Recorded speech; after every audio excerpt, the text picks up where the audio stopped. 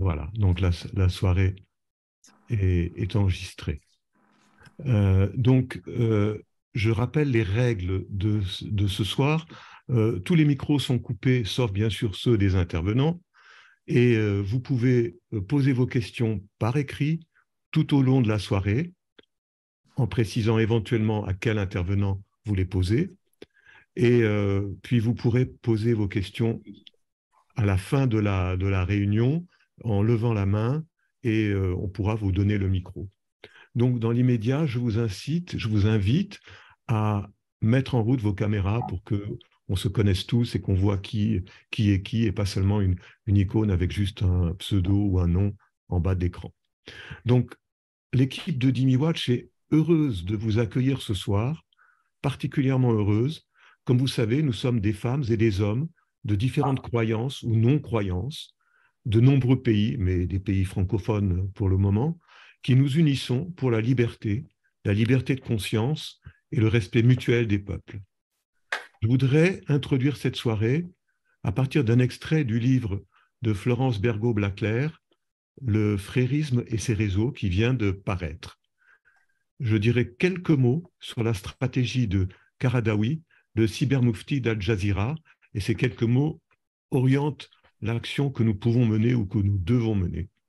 À part ses propos télévisés, misogynes, antisémites, homophobes, Qaradawi a diffusé par centaines de milliers des écrits très élaborés où il explique le passage à l'action du mouvement islamiste dont il est actuellement le principal leader et inspirateur, même s'il est décédé il y a quelques mois. En effet, sa stratégie, parce que c'est bien de ça qu'il s'agit, sa stratégie diffère de celle d'autres théologiens.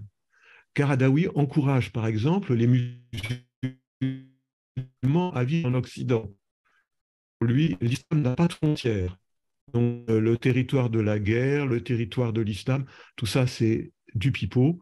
Il y a maintenant un islam international. Et il veut aider, il pense que si les musulmans viennent vivre en Occident, ils vont aider à des nouvelles conversions à l'islam et surtout, ils vont contribuer à l'objectif final que Qaradawi n'oublie jamais, conquérir le monde. L'islam doit conquérir le monde.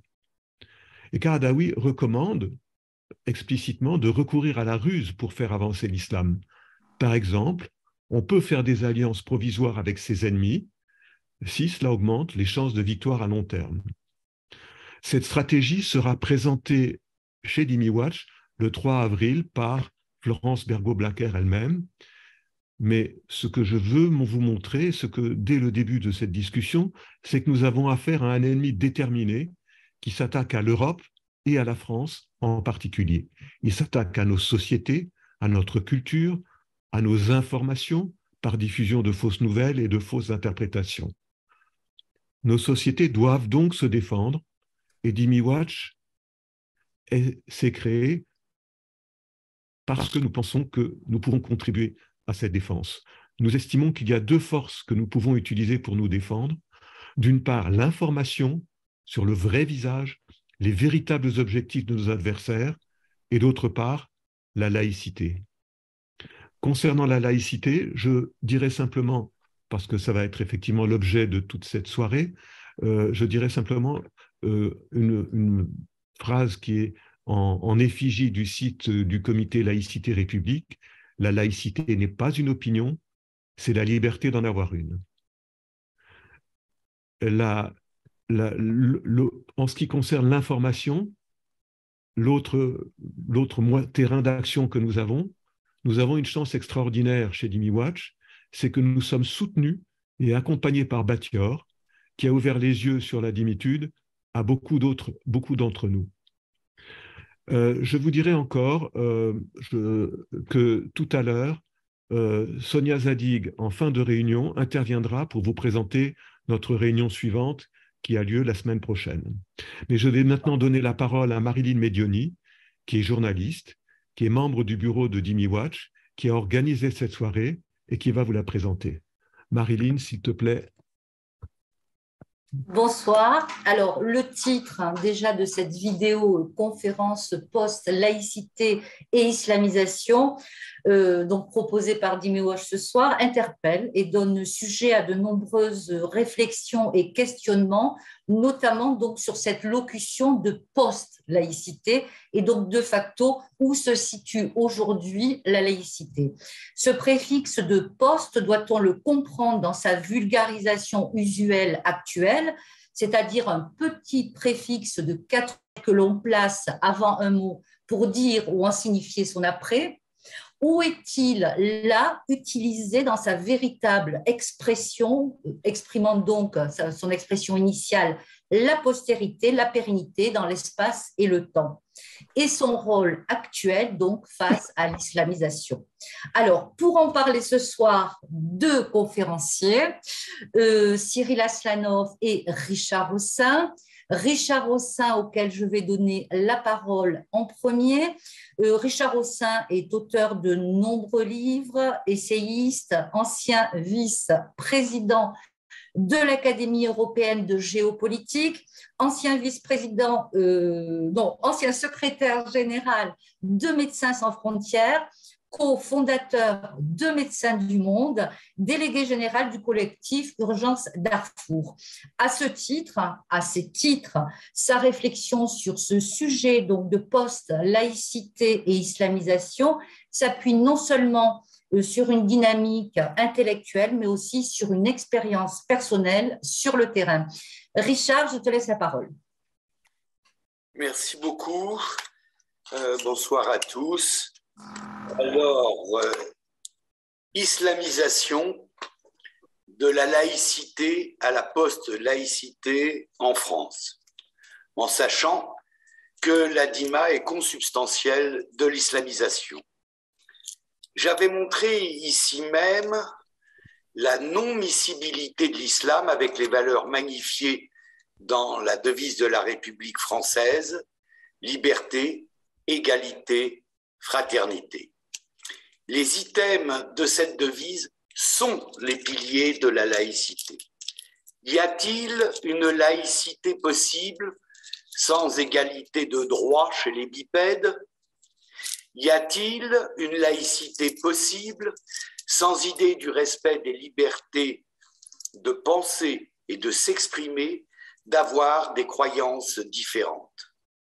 La laïcité, c'est ces libertés-là, ce n'est pas l'interdiction de croire, c'est la barrière à l'intolérance, le garant d'une société égalitaire en droit. Nous verrons quelles sont les conséquences politiquement acceptées de cette non-miscibilité. Mais d'abord, une courte histoire de la laïcité. La naissance de la laïcité en France n'est pas simple. La France était, du temps de la royauté, la fille aînée de l'Église, le pays de l'exécution du chevalier de la Barre en 1766. L'Église, en ce temps-là, était encore l'oppresseur. Et c'est un paradoxe. L'Église qui prenait les valeurs de charité et d'amour du prochain était depuis longtemps déjà devenu le tyran en prenant le pouvoir.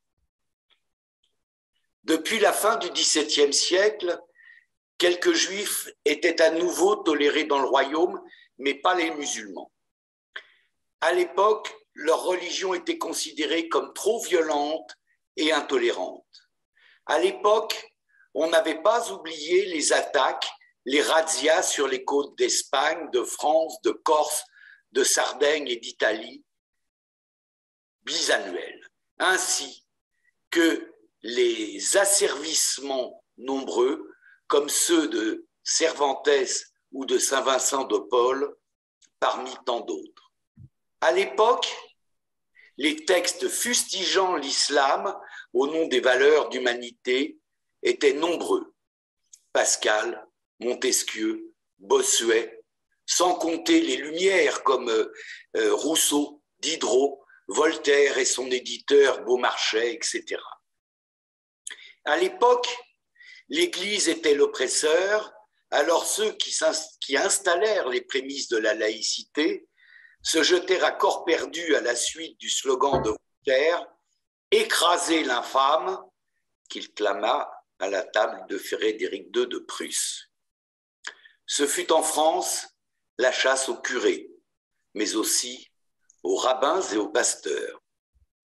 Les débuts de la laïcité égalitaire et libératoire furent donc difficiles et violents. L'Église édentée par la Révolution, il fallut inaugurer pour combler un vide de valeur à la fois un culte de l'être suprême et une déclaration des droits de l'homme et du citoyen. Quel logo fut choisi pour cette déclaration? Celui des tables de la loi, celle porteuse des 10 commandements. Les 10 paroles disent d'abord en 4 items la liberté, puis en un seul le truisme du temps définissant l'être vivant comme un maillon dans une chaîne de transmission, et enfin les 5 derniers définissent l'altérité, c'est-à-dire les droits égaux pour l'autre. La laïcité regroupe ces idées de liberté et d'altérité. Plus tard, cette déclaration des droits de l'homme sera intégrée au préambule de la Constitution de la Ve République, précisant notamment que les manifestations d'opinion, même religieuses, ne doivent pas troubler l'ordre public établi par la loi. Pourtant, l'ennemi clérical avait encore longtemps résisté dans sa volonté de régenter la vie des citoyens. Pendant des années, le combat fut rude pour faire rentrer la religiosité dans les foyers et laisser l'espace public libre. On connaît les lois de l'enseignement 1882-1886 et surtout celle fondamentale de 1905 de la séparation des églises et de l'État. Les hussards de la République étaient à l'œuvre pour le bien de tous et n'avaient encore peur de rien. Les règles de la laïcité dictent des comportements sociaux, ou plutôt interdisent des comportements sociaux intolérants, sectaires ou excluants, rendant ainsi la liberté à tout à chacun. Les défenseurs de la laïcité ne voyaient et ne voient encore pour cible que l'Église catholique. Certes, des symboles chrétiens restent à tous les coins de rue, des statues, des calvaires, des édifices religieux, mais n'est-ce pas un héritage témoin d'un passé, la trace d'une construction sociétale et d'une culture? Finalement, ce n'est que le fameux 5e commandement du respect dû aux prédécesseurs que ces stigmates-là. La construction d'une histoire s'appuie sur le passé. L'histoire ne se construit pas ex nihilo. Tout cela, on le sait. À l'opposé, ce qu'on connaît moins en Occident, c'est la dîma. C'est l'idée légiférée que le non-musulman est par nature un être inférieur aux musulmans. Il s'agit de soumettre le non-soumis, c'est-à-dire le non-musulman, ce dont résulte une interminable liste d'interdits opposés aux dhimmis pour obtenir une survie douteuse. Le fait même de l'appeler pacte de tolérance est un cynisme qui en dit long. Le modus operandi de cette dîma peut faire penser, en termes d'extorsion et de violence, à celui de la mafia prétendant protéger, stigmatisation et humiliation institutionnelle en plus. Quant aux païens, athées, apostates ou comme les homosexuels, ils sont voués à la mort ou à la servitude. C'est ce qu'aujourd'hui on appelle un apartheid. et on connaît l'usage du renversement abusif et faux de l'accusation. Le sujet est devenu d'importance avec l'immigration musulmane massive depuis la deuxième moitié du XXe siècle et depuis que certains de ces immigrants veulent importer une culture qu'ils prétendent avoir fui.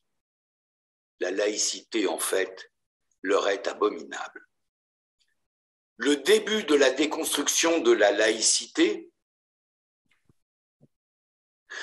qui s'étale devant nos yeux stupéfaits, correspond à celui de l'organisation par des islamistes des immigrants musulmans à un moment auquel les militants de la laïcité restaient mentalement bloqués dans un conflit, en fait un peu dépassé, avec le catholicisme. Ils ne voient pas qu'ainsi, ils favorisent l'émergence d'une religion dont la prégnance sur la vie sociale est infiniment plus grave et puissante. Ils ne voient pas que tout a déjà basculé sous les effets conjugués des glissements sémantiques et d'une culpabilisation, sentiment ô combien chrétien, de la colonisation. Ils entrouvent la porte vers une ère de post-laïcité, expression pertinente que nous devons à Cyril Aslanov. Reprenons-en les prémices.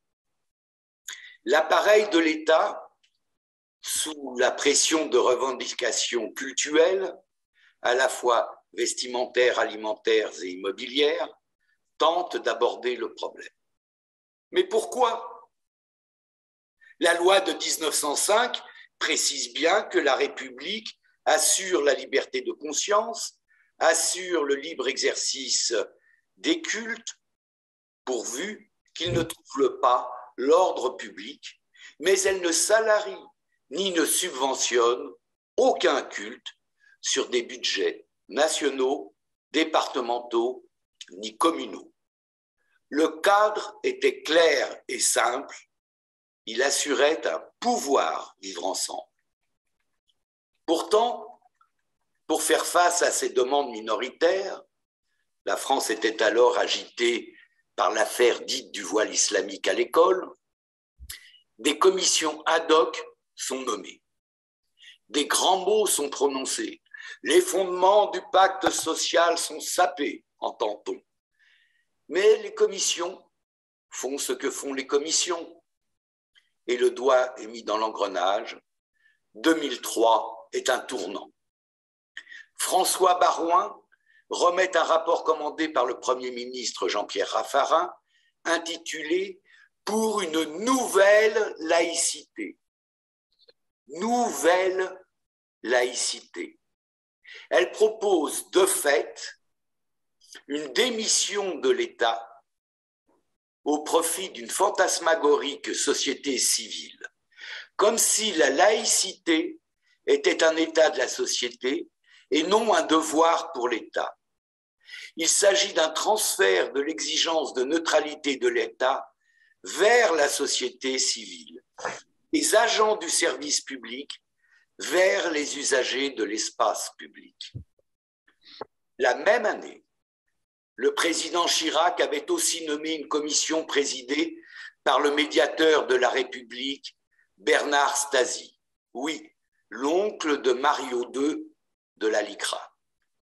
Le rapport expose les deux notions de neutralité de l'État et de liberté de conscience des citoyens, sans apporter de solution à la tension entre ces notions, notamment à l'école, à l'hôpital, à l'armée ou en prison. Sa grande solution est l'adoption d'une charte de la laïcité. Une charte qui a autant d'utilité que toutes les chartes, comme celle de l'ONU que nous connaissons. Surtout, ce rapport appelle à des accommodements raisonnables sur les permis pour édification des lieux de culte, les aménagements pour les repas en cantine scolaire, le respect des fêtes religieuses, l'enseignement du fait religieuse, etc. Bref, un démantèlement.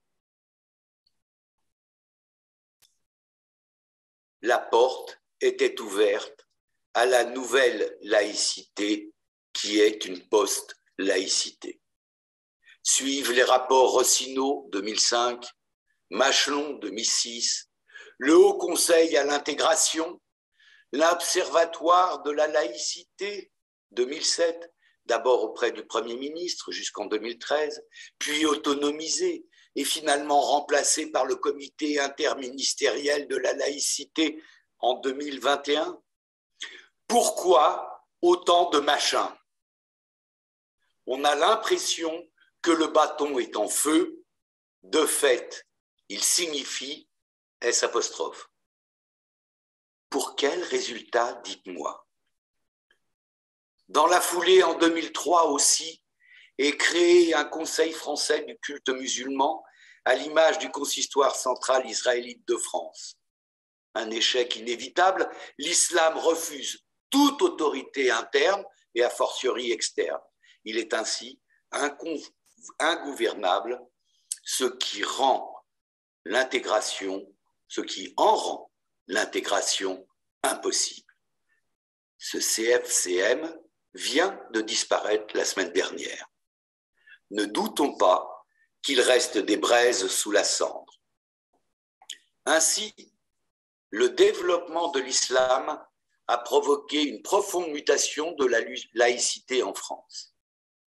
Dans la brèche, se sont astucieusement engouffrés, puisque les valeurs sont désormais portées par les seuls citoyens, engouffrés, disais-je, les autonomés indigènes de la République qui vomissent tout ce qui n'est pas eux-mêmes dans leur vision identitaire qui les différencie justement de la République laïque et démocratique. Ce qui, de fait, est un appel à la dimitude, un glissement de l'idée de droit à celle de pouvoir des minoritaires qui ne peut que mener à la disparition de la démocratie. À quoi assiste-t-on? À une autocensure dans la presse qui se refuse à nommer certains délinquants pour ne pas stigmatiser une communauté, ou bien qualifie les agresseurs et terroristes de déséquilibrés. Question innocente. Enfin, innocente. Faut-il donc être un malade mental pour adhérer à l'islam? Car ce disant, ces journalistes font ainsi preuve de racisme et d'islamophobie. Les juges qui invoquent à décharge pour les violeurs ou agresseurs leur méconnaissance des us et lois françaises. Certains sont ainsi exonérés du nul n'est censé ignorer la loi et donc de l'égalité devant la loi. On voit les autorités, les préfets de police, les ministres de l'Intérieur, les premiers ministres, les présidents de la République se voiler pudiquement les yeux devant les prières de rue qui privatisent abusivement des lieux publics censés être laïques. C'est la loi. Les oreilles fermées aux discours et prêches de haine qui n'ont pas lieu dans les églises le dimanche. Le choix, il est sûrement innocent, de l'Institut du monde arabe pour organiser un colloque sur la laïcité. Même les œuvres classiques sont en danger d'être revisitées, comme celle de Dante, pour un respect dû à une seule religion qui se sent toujours agressée, mais dont seuls les affidés ne cessent, eux, d'agresser au nom de leur vision du monde. Combien d'enseignants, de prêtres, de citoyens juifs ou non, comme à Nice, de chefs d'entreprise furent assassinés? Combien de journalistes, de penseurs, d'auteurs et d'éditorialistes, de dirigeants communautaires sont sous protection policière? Et les jeunes citoyennes qui sont harcelées, comme Mila, qui dut être exclue de son école, ou plutôt exfiltrée, puis protégée, mais qu'une ministre de la Justice, oui, de la Justice, avait accusée de blasphème. Bel esprit laïque. On avait senti un mouvement de terre sous la sépulture du chevalier de la Barre. Les fatwas ne s'éteignent jamais. Demandez à Salman Rushdie. Et les enseignants apeurés d'enseigner. Et les revendications de burkini dans les piscines dans lesquelles les boxers shorts sont interdits pour cause d'hygiène. Et je ne parle pas des territoires perdus de la République, en fait abandonnés, que révéla Georges Bensoussan. Partout l'État se désengage et partout la laïcité régresse. Nous vivons sans le savoir dans l'ère de la post-laïcité. Et tout avait commencé par des glissements sémantiques et des sophismes avant les lâchetés et les démissions. Certes, la loi de 1905 n'a pas été abrogée, mais n'est appliquée qu'édulcorée par ceux mêmes qui sont en charge de la faire appliquer. La liberté d'expression se rétrécit comme peau de chagrin. La liberté n'est presque plus un droit. Boualem Sansal, dans son petit éloge de la mémoire, invoque à juste titre le devoir de liberté. Je vous remercie. Oui, très bien. Merci beaucoup, Richard. C'est plus qu'une conférence que tu viens de nous faire, c'est un plaidoyer, remarquable plaidoyer, véritablement. Et maintenant, nous allons donc écouter, entendre le professeur Cyril Aslanov, qui est professeur à l'Université d'Aix-Marseille. Il a également enseigné à l'Université hébraïque de Jérusalem. Il est chercheur au laboratoire Parole et Langage, spécialiste en linguistique romane et en sociolinguistique historique. Il étudie les processus d'évolution des langues anciennes. Il a également écrit de nombreux articles et livres sur ces sujets. Cyril, est-ce que tu nous entends? Oui, absolument. Très bien, c'est la parole qui est donnée. On t'écoute. Oui, bonsoir. Et je vais adopter un ton un peu différent de celui de mon cher ami Richard, avec lequel je suis tout à fait d'accord, mais pour ne pas le concurrencer sur le terrain de la virulence, je voudrais adopter un ton tout à fait différent. Je sais que Dime Watch a pour vocation la dénonciation d'abus, mais plutôt que d'enfourcher le cheval, plutôt que de chevaucher le cheval de bataille de la revendication, je voudrais essayer d'analyser froidement, avec un détachement quelque peu forcé, les processus qui ont permis à l'islam d'entamer une véritable entreprise d'islamisation des sociétés du Dar al-Harb ou du Dar al-Sulh, selon les analyses. Mais tout d'abord, je voudrais parler du concept de post-laïcité. Ce concept m'a été inspiré par la lecture d'un très volumineux ouvrage paru en 2007 de Charles Taylor, un Canadien qui a réfléchi à la laïcité. Dans cet ouvrage qu'il a intitulé A Secular Age, il analyse comment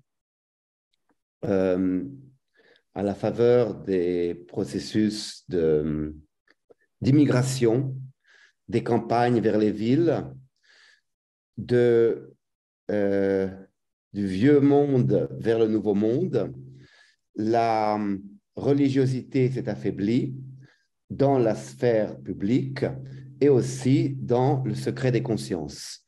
La pratique et la foi sont en déclin et la religion, les religions, selon Charles Taylor, apparaissent comme une option individuelle, éventuellement ethniques et collectives aux États-Unis ou au Canada, dans un horizon où ces religions coexistent avec une laïcité par défaut. Il en arrive à la conclusion que les religions n'ont plus la prééminence, mais apparaissent comme des options parmi d'autres aux côtés de la laïcité dans ce qu'on pourrait comparer à un vaste supermarché où chaque citoyen fait ses courses avec son caddie et prend un peu de laïcité, éventuellement quelques restes de religion. En renversant quelque peu le modèle de Charles Taylor, qui fonctionne parfaitement pour décrire les réalités nord-américaines, états-uniennes et canadiennes, je dirais qu'il ne s'agit plus tant de la disponibilité des religions comme une option parmi d'autres sur fond de laïcité dans un vaste supermarché, mais de plus en plus, dans cette ère post-laïque, on voit apparaître la laïcité comme une option parmi d'autres sur fond de religion. Et dans cette concurrence des religions qui rappelle un peu l'effervescence du bas-empire, où les religions coexistaient dans un empire romain vermoulu, où le mitraïsme concurrençait le christianisme ou la religion solaire qui avait en quelque sorte pris le relais du vieux paganisme romain, on voit apparaître cette situation où la laïcité apparaît comme une option parmi d'autres dans un éventail de choix offerts dans ce qu'on pourrait comparer donc à un supermarché. Donc, ce n'est plus la religion sur fond de laïcité, mais la laïcité sur fond de religion. Et l'une des raisons qui font que la religion est parfois assez agressive, c'est précisément ce très grand libéralisme des sociétés post-laïques. De cette concurrence entre religions, on en aperçoit que certaines sont en pleine régression et d'autres en pleine croissance. La croissance est le lot de deux religions principalement.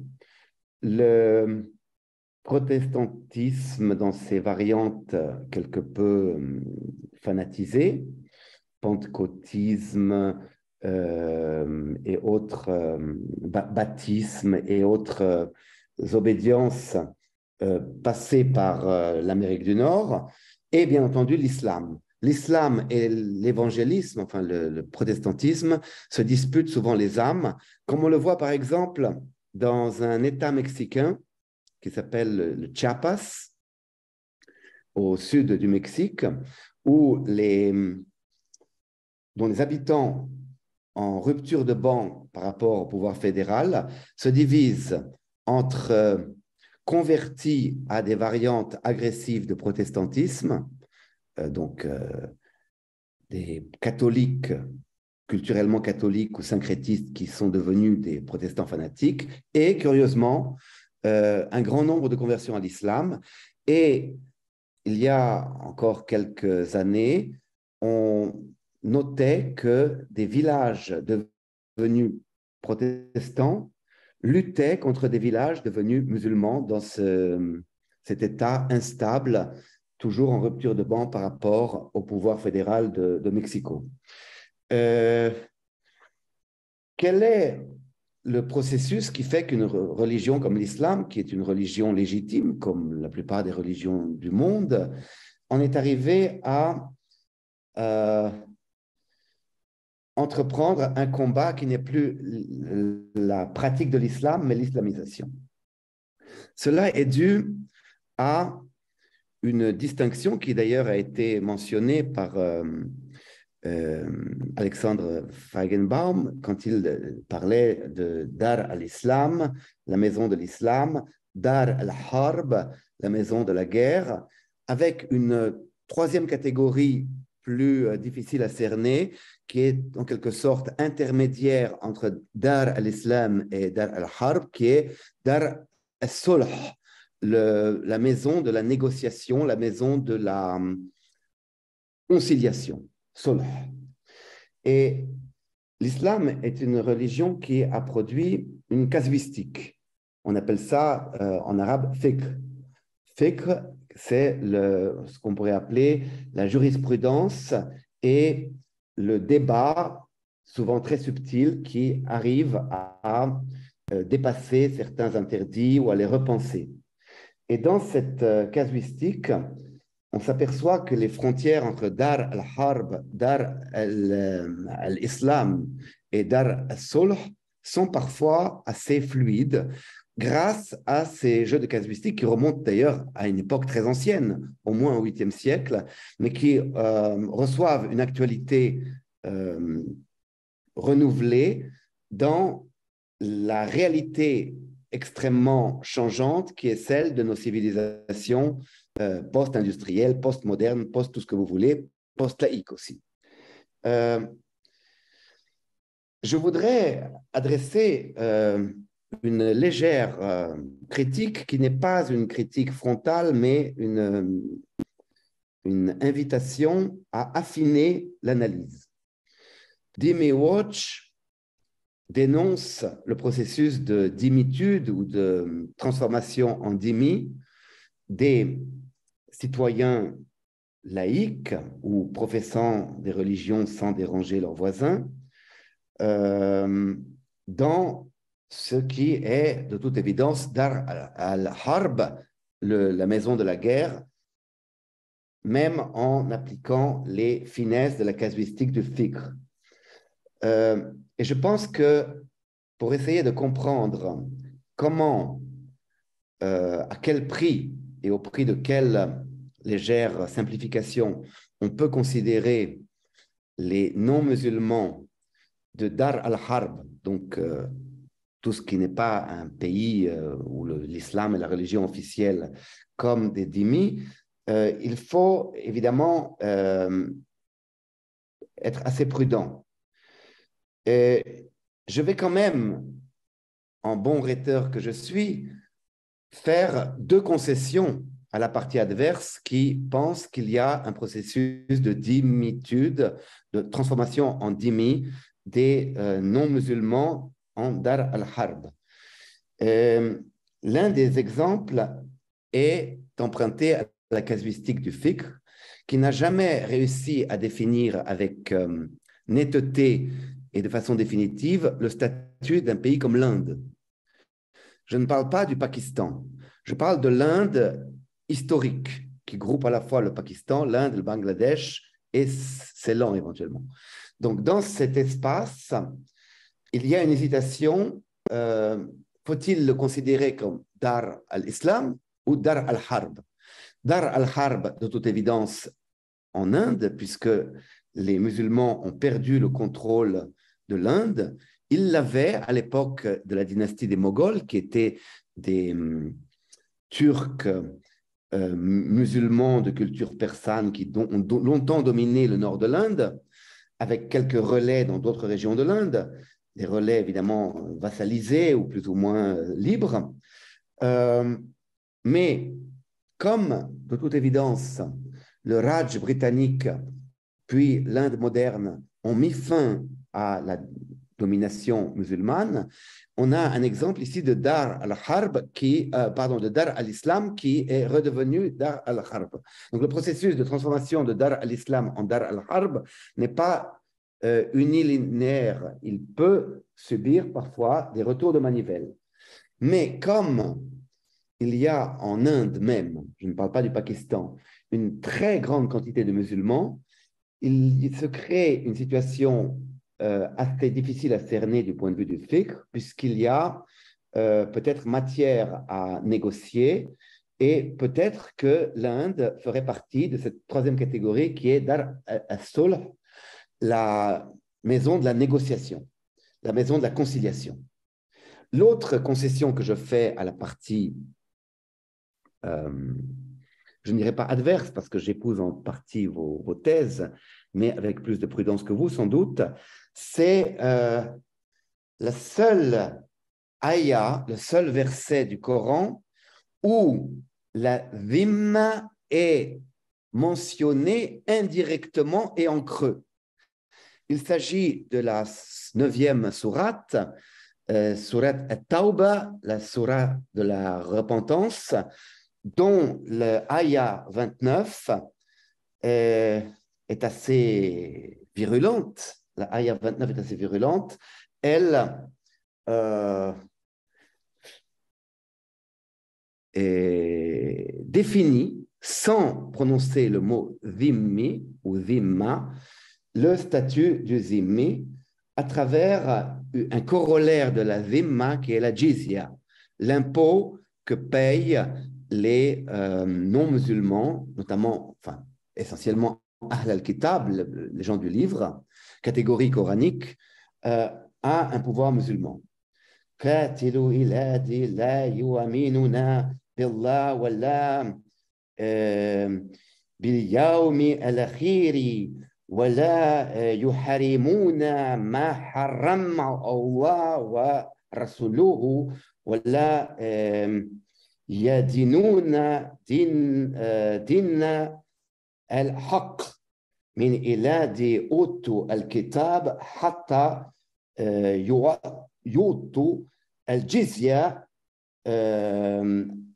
عن يد وهم صغيرون. Je vous lis la traduction dans la traduction de Denise Masson. Combattez ceux qui ne croient pas en Dieu et au jour dernier, ceux qui ne déclarent pas illicite ce que Dieu et son prophète ont déclaré illicite, ceux qui parmi les gens du livre ne pratiquent pas la vraie religion. Ici, selon certaines versions, on répète combattez, mais dans d'autres versions, on ne répète pas combattez, jusqu'à ce qu'ils payent directement le tribut, directement, c'est-à-dire de la main, d'une main plutôt, et ils sont petits, ils sont humbles, peut-être, pour reprendre la traduction de Denise Masson, humiliés. Il s'agit ici d'une mention d'un corollaire sans la mention explicite de la cause. La jizya, le tribut que payent Ahl al-Kitab, les gens du livre, au pouvoir musulman, sans qu'il soit fait explicitement référence à la dhimma. Donc, le Coran porte en lui les semences de ce statut de Ahl al-Kitab. Les païens, évidemment, c'est même pas la peine d'en parler, ils sont promis à la mort, mais Ahl al-Kitab est soumis à un régime, évidemment, de dhimma, même si ce dhimma n'apparaît pas dans le texte fondateur de l'islam, en tant que dhimma, mais seulement en tant que jizya. Et dans le contexte originel de la révélation coranique et des premières phases de la conquête arabo-musulmane, il faut comprendre que la jizya n'est pas une injustice absolue parce que les musulmans, ceux qui ont épousé, ceux qui ont adhéré à l'islam, paient de leur côté un autre impôt dont sont exempts les dhimmi, c'est la zakat, une contribution équitable pour aider les défavorisés. La zakat, ce serait en quelque sorte la charité, la justice distributive ou rétributive. Voilà, donc ça c'est, si vous voulez, l'arrière-plan. Maintenant, dans ce supermarché où la laïcité apparaît comme une option parmi d'autres sur fond de religion en décroissance et sur fond d'autres religions en plein essor, il faut se demander pourquoi l'islam a réussi si bien dans ces sociétés de Dar al-Harb ou peut-être Dar al-Sulh, dans ce supermarché planétaire. Et si l'on considère l'islam de façon uniquement négative, on risque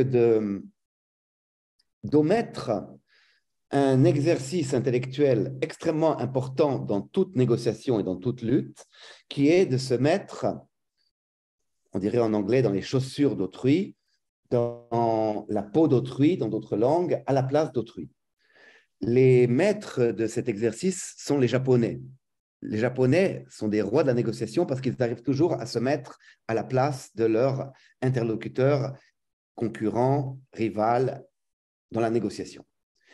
Et il faut quand même reconnaître à l'islam, dans ce processus d'islamisation, je ne parle pas de transformation en dhimmi, parce que cela se discute, comme je vous l'ai montré à travers une étude de quelques sources.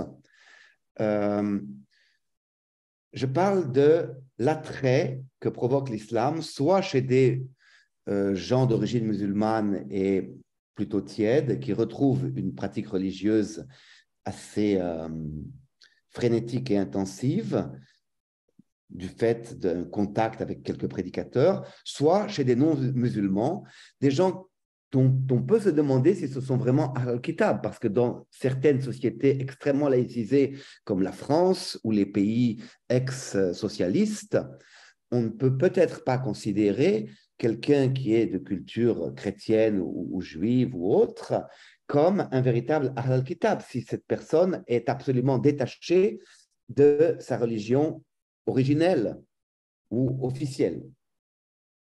Donc, ce qui rend l'islam si attrayant dans mon analyse, c'est que dans ce supermarché où les religions coexistent avec la laïcité, l'islam, en particulier le Coran, emploie le nom de Dieu, Allah, ou d'autres parmi les 99 noms de Dieu dans l'islam, d'une manière intensive et insistante. Or, dans une société laïque ou post-laïque, il existe une modalité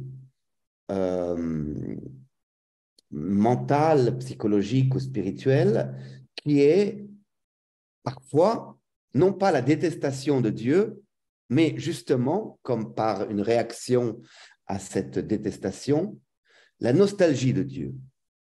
Et dans la cacophonie des discours religieux qui retentissent dans ce supermarché planétaire, l'islam apparaît comme le champion absolu de la mention de Dieu, mention explicite et sans complexe de Dieu. Je ne parle pas des protestants, même si on pourrait considérer que la devise « In God we trust » du dollar américain, les textes officiels de la Constitution américaine font une certaine place à Dieu. Mais c'est peut-être de plus en plus un Dieu des philosophes. L'islam, même s'il a connu des analyses philosophiques de son patrimoine religieux, souvent d'ailleurs persécuté par des fanatiques, comme vous voyez le sort d'Averroès à l'Andalus, l'islam emploie de façon généralement religieuse et non philosophique le nom de Dieu, et cela séduit certains. Je voudrais vous raconter quelque chose qui va vous permettre de comprendre cette nostalgie de Dieu et de la mention de Dieu chez des adeptes ou ex-adeptes ou personnes venant de religions qu'ils ne pratiquent plus et dans lesquelles ils ne croient plus vraiment. Un jour, un rabbin dont je ne dirai pas le nom faisait un cours très remarqué et très subtil où il analysait les sources dans une perspective philosophique de façon à séduire les étudiants et la jeunesse, et aussi des moins jeunes, et il arrivait à faire des analyses brillantes, inspirées de Lévinas notamment, de certains textes fondateurs de la religion juive. Et j'avais un ami qui était au demeurant tout à fait intelligent et sophistiqué. J'ai un ami, c'est encore mon ami, mais qui, dans sa pratique du judaïsme, avait ce qu'on pourrait appeler la foi du charbonnier. Ce type vient au cours et il écoute patiemment 80 minutes de cours de ce rabbin. Et à la fin du cours, il lève le doigt et il dit « Monsieur le rabbin, j'étais étonné que pendant 90 minutes, vous n'ayez pas du tout mentionné Akadosh Baruch Hu, le Saint béni soit-il. » Le rabbin était assez embarrassé. Il a un peu bafouillé, il a expliqué que ce n'était pas le propos. Or, l'islam ne se formalise pas de ce genre de diplomatie dans sa manière de parler, soit à des musulmans tièdes, soit à des Ahl al-Kitab, soit à des gens qui étaient Ahl al-Kitab, mais dont on peut se demander s'ils sont encore Ahl al-Kitab. L'islam emploie Dieu tout le temps, ce qui rend l'islam très attrayant pour ceux qui ont une nostalgie de Dieu. Regardez certains grands intellectuels du XXe siècle, comme Massillon ou Denise Masson, qui a traduit le Coran, qui sans jamais se convertir à l'islam, ont flirté avec l'islam et sont restés en quelque sorte dans un entre-deux entre leur religion d'origine, le catholicisme, et un islam qui les séduisait terriblement et où ils exprimaient, à propos duquel ils exprimaient leur sympathie et leur fascination dans leurs écrits non scientifiques. Dans cette édition du Coran traduit par Denise Masson, il y a même une préface d'un autre séduit de l'islam qui s'appelle Jean Grosjean. Et quand on lit cette préface de 3 pages sans savoir qui est Jean Grosjean, on a l'impression que c'est un converti à l'islam, alors que d'après ce que j'ai cru comprendre, ce monsieur ne s'est pas converti à l'islam, mais est resté dans une attitude de fascination face à l'islam. Dernièrement encore, je lisais un journal arabe de Jérusalem ce matin, Al-Quds, qui parlait d'un événement très récent. Un prêtre orthodoxe devenu melkite, on ne sait pas pourquoi, a annoncé dernièrement qu'il se convertissait à l'islam et qu'en se convertissant à l'islam, il revenait à sa source. Alors, au terme de quelle acrobatie intellectuelle cet ancien pope a pu considérer l'islam comme sa patrie perdue, je ne sais pas. Mais en tout cas, vous voyez qu'il ne faut pas minimiser ce qui est positif et donc aussi négatif si on est inquiet du succès que remporte l'islam dans le supermarché planétaire. Il faut analyser les raisons de l'attrait de l'islam et peut-être aussi analyser dans la foulée autre chose. Et là, je vais peut-être vous choquer, mais je vais vous parler d'une expérience que j'ai faite. J'ai émigré en Israël en 88 et depuis Israël, je voyais en 89 se déchaîner la polémique du voile, la première polémique du voile en France. Donc, je lisais d'un œil distrait la presse française avec quelques semaines de retard parce qu'à l'époque, il n'y avait pas les ressources électroniques que nous possédons. Et j'étais dans une ville binationale, Haïfa, où les Arabes des 3 religions, musulmans, chrétiens et druzes, coexistent avec des Juifs.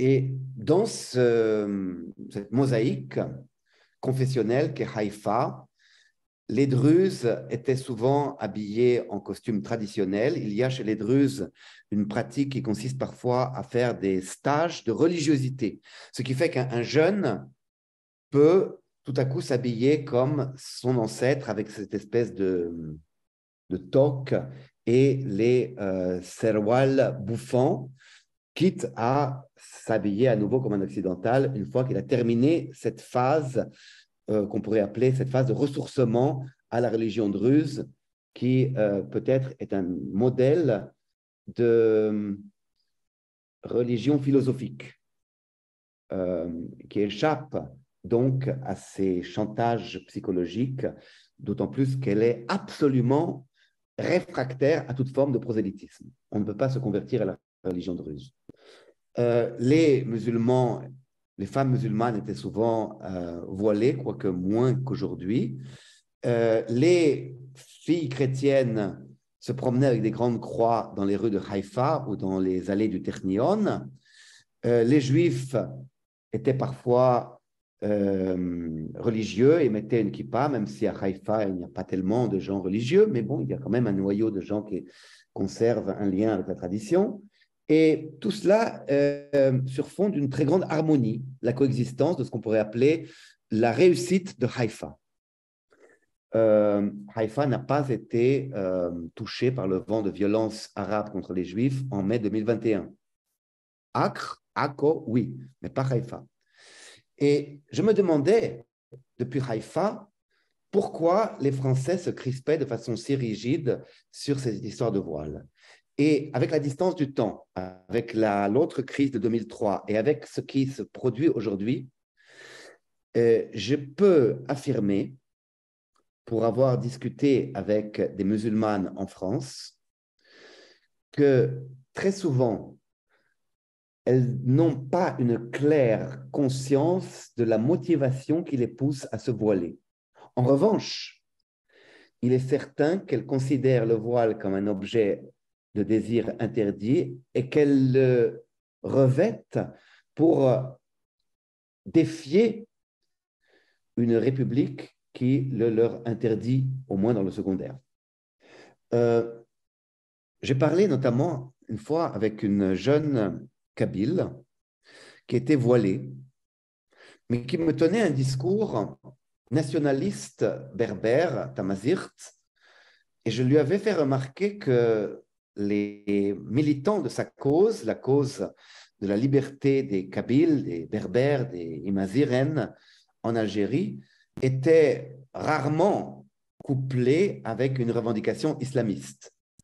Et pendant l'espace d'une minute, j'ai réussi à forcer les barrières des convictions de cette jeune musulmane qui s'est demandé si peut-être elle ne devrait pas un jour, à moyen ou à long terme, se débarrasser de ce voile.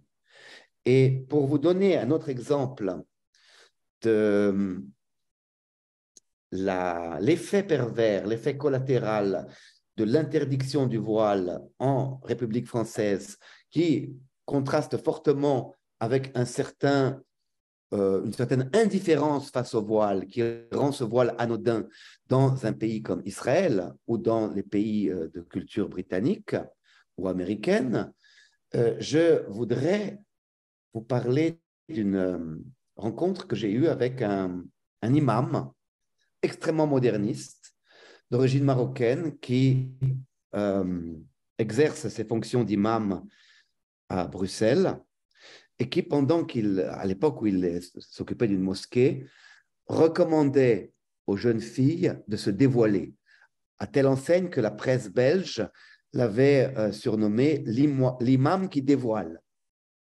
L'argument de cet imam était qu'il n'y avait aucune raison pour des jeunes filles de se voiler, que c'était quelque chose qui pouvait fonctionner pour les grands-mères de ces jeunes filles, pour les mères à la rigueur, mais pas pour des jeunes filles impliquées dans la vie d'un État moderne où elles sont venues dans la foulée de l'immigration. Malheureusement, cet imam n'a pas pu continuer à officier dans sa mosquée. Il a été exfiltré de sa mosquée pour être nommé au Haut Commissariat du discours interreligieux de la Belgique.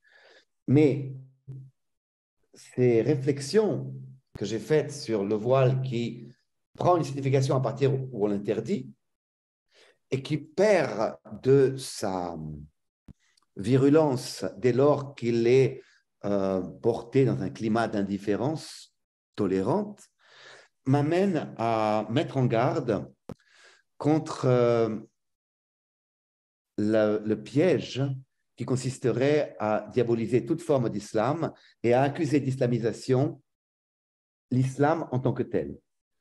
L'islam dépasse de loin les récupérations politiques et les dérives terroristes qui disent s'en inspirer, et je pense qu'il est très important d'être rigoureux, non seulement dans l'étude du fiqh pour essayer de voir les frontières entre Dar al-Islam, Dar al-Harb et Dar al-Sulh, mais aussi pour trier le bon grain de l'ivraie et essayer de récupérer ce qui est récupérable dans une atmosphère de dialogue qui ne dégénérerait pas obligatoirement en conflit. Voilà ce que j'avais à dire. Je suis les travaux de Dimi Walsh, mais vous avez vu que j'étais parfois un peu réservé sur l'emploi du mot dhimmi dans ce qui est encore, j'espère longtemps, Dar al-Harb et non pas Dar al-Islam, puisque Dar al-Islam transformerait automatiquement le Ahl al-Kitab en dhimmi, les gens du Ahl al-Kitab en dhimmi, et même on pourrait se poser la question de savoir si dans cette perspective un peu dystopique, quelqu'un qui est Ahl al-Kitab mais qui est indifférent de sa religion originelle peut encore être considéré comme Ahl al-Kitab. S'il ne l'est pas, il risque les plus grands ennuis dans une perspective de transformation de Dar al-Harb en Dar al-Islam, puisque un Ahl al-Kitab qui n'est pas Ahl al-Kitab est en fait un kafir, et si c'est un kafir, rien ne le protège. Donc voilà ce que j'avais à vous dire.